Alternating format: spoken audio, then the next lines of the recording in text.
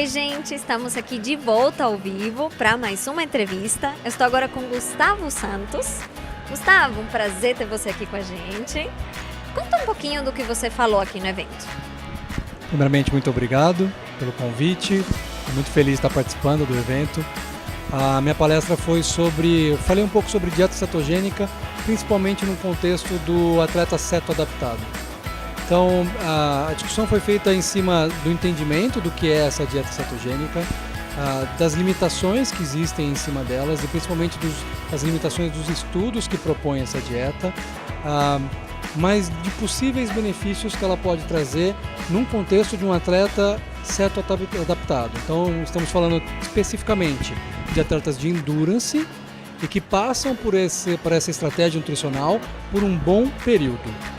Esse bom período ele é difícil de se definir, mas alguns estudos, algumas evidências dizem que é algo em torno de 3 a 4 semanas, outras dizem que isso ainda é insuficiente.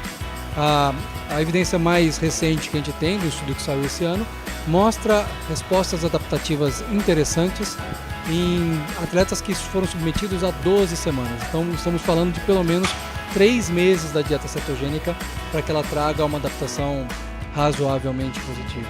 E esse período, 3 ou 4 semanas, ou até mesmo as 12 semanas, seria considerado o período de cetoadaptação? Os estudos que mostram menos do que isso, eles dizem que você pode conseguir essa adaptação em 3 semanas ou 4 semanas, por conta de que neste período, você restringindo muito carboidrato, a sua capacidade de oxidar a gordura já é bastante aumentada. Mas a sua capacidade de oxidar gordura, ela não é necessariamente a mesma de você lidar com a falta do carboidrato. O que eu quero dizer com isso? Em 2 ou 3 semanas, sua capacidade de aumentar a gordura é maior, mas não necessariamente sua performance em endurance melhora, que é o que muitos estudos mostram. Eu realmente sou capaz de oxidar gordura, oxido menos carboidrato como fonte de energia, mas a hora que eu vou para a prova, eu não estou tão bem ainda. O que mostra que é o que a gente tem que buscar quando a gente está falando de prescrição dietética, de treinamento, de alto nível, competição, é que para que eu tenha essa resposta na performance, ou eu preciso fazer mais tempo disso, ou talvez eu precise usar outra estratégia, nem sempre a cetogênica vai ser a mais adequada. Eu quero chegar nesse pontinho, porque quando a gente fala realmente de performance, né? Porque o atleta de endurance, ele é um atleta com uma característica um pouco mais oxidativa, mas quando ele está lidando com, eu preciso fechar a prova num tempo menor, um maratonista, por exemplo, ele acaba entrando de qualquer forma em intensidades maiores, intensidades que mexem com a utilização de vias de carboidrato. Como é que fica a situação nesse contexto? Sua pergunta é muito pertinente, porque quando a gente olha esses estudos, a gente tem alguns problemas metodológicos neles. Primeiro porque quando a gente fala de dieta de low carb, a definição, o conceito de low carb ele é muito difuso. Ele parte de dietas que vêm com uma ingestão total de 40% a 45% de carboidrato, até uma dieta cetogênica verdadeiramente, que preconiza que você ingira menos de 50 gramas de carboidrato por dia. É uma restrição extremamente forte, né, avançada. Então, primeira coisa é a gente pensar um pouco nisso, se a dieta realmente ela é cetogênica ou ela é low carb ou very low carb que eles colocam, mas existe uma gama muito grande de estratégias em cima disso.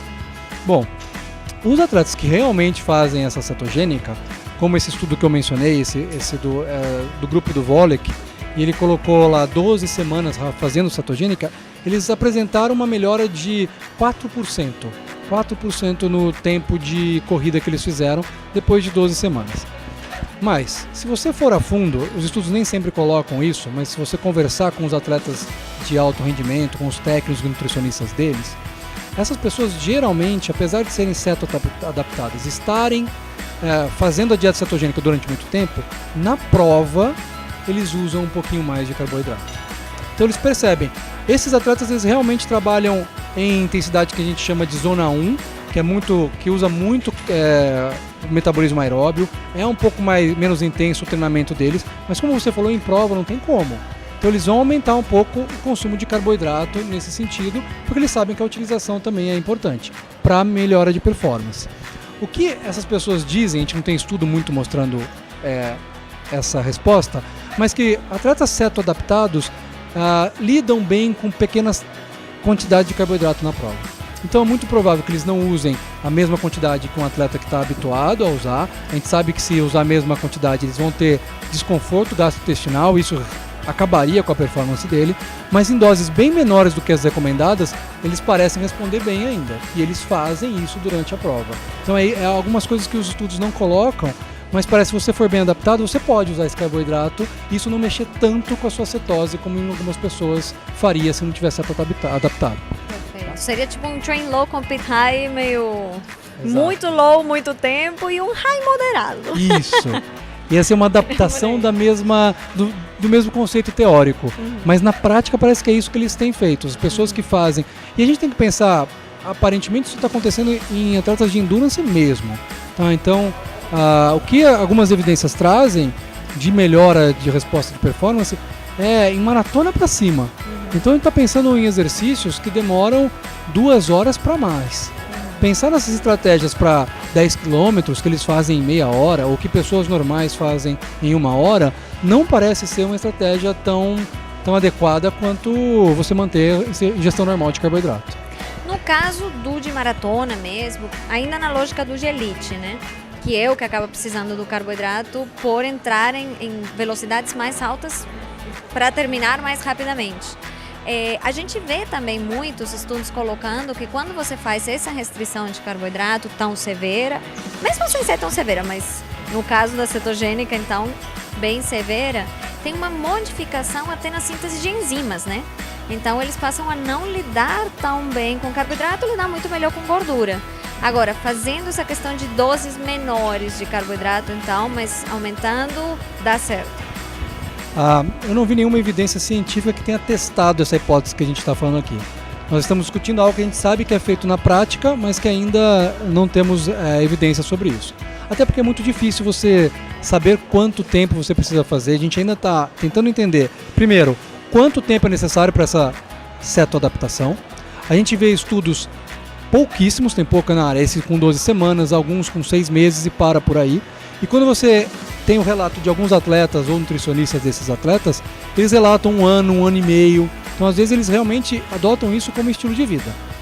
Que é algo que eu geralmente não vejo com bons olhos. Mas no caso da cetogênica, parece não haver outra forma, a não ser você realmente ficar inserido dentro desse contexto, para que você tenha essa cetoadaptação. Para essas pessoas, parece que usar o carboidrato, esse pouquinho de carboidrato, tem um efeito ergogênico muito positivo.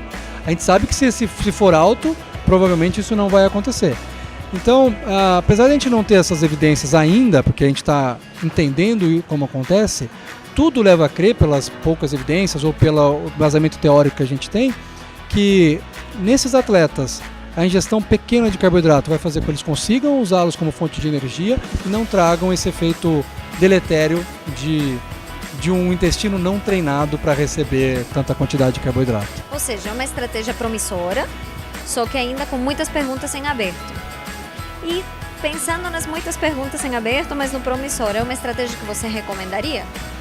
Ou ainda não? Eu ainda acho um pouco difícil a gente recomendá-la de forma muito ampla. Na palestra eu citei o Tim Noakes. É um dos grandes pesquisadores que advogam a favor da cetogênica. A história dele é muito interessante, porque ele é um médico radicado na África do Sul. E ele, nos anos 80 e 90, ele escreveu um livro, Lord of Running, que foi o livro mais vendido na época, que preconizava o uso do carboidrato em altas quantidades para atletas de endurance, como a gente vê hoje ainda ser a recomendação mais vigente. Ele, além de médico, era pesquisador e maratonista, ultramaratonista. Ele foi o 15º homem a fazer a corrida, uma ultramaratona de 56 quilômetros, lá, uma corrida famosa que tem na África do Sul. Ou seja, escreveu um livro advogando sobre carboidrato.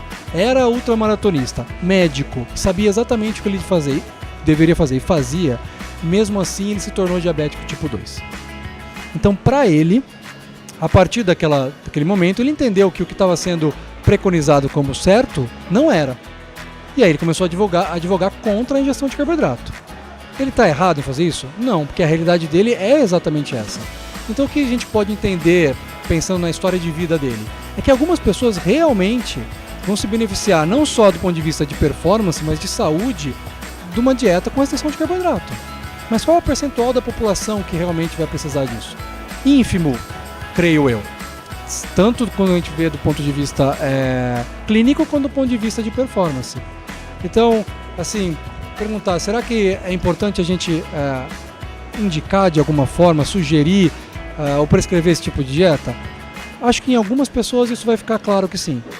E isso vai ser, acho que claro pelas respostas ou pelos sinais clínicos que você tem. A pessoa que você sabe que tem dificuldade, que tem um pouco de resistência à insulina, tem dificuldade de ingerir tanto carboidrato, isso começa a ficar claro com alguns exames, com alguns sinais que ela apresenta.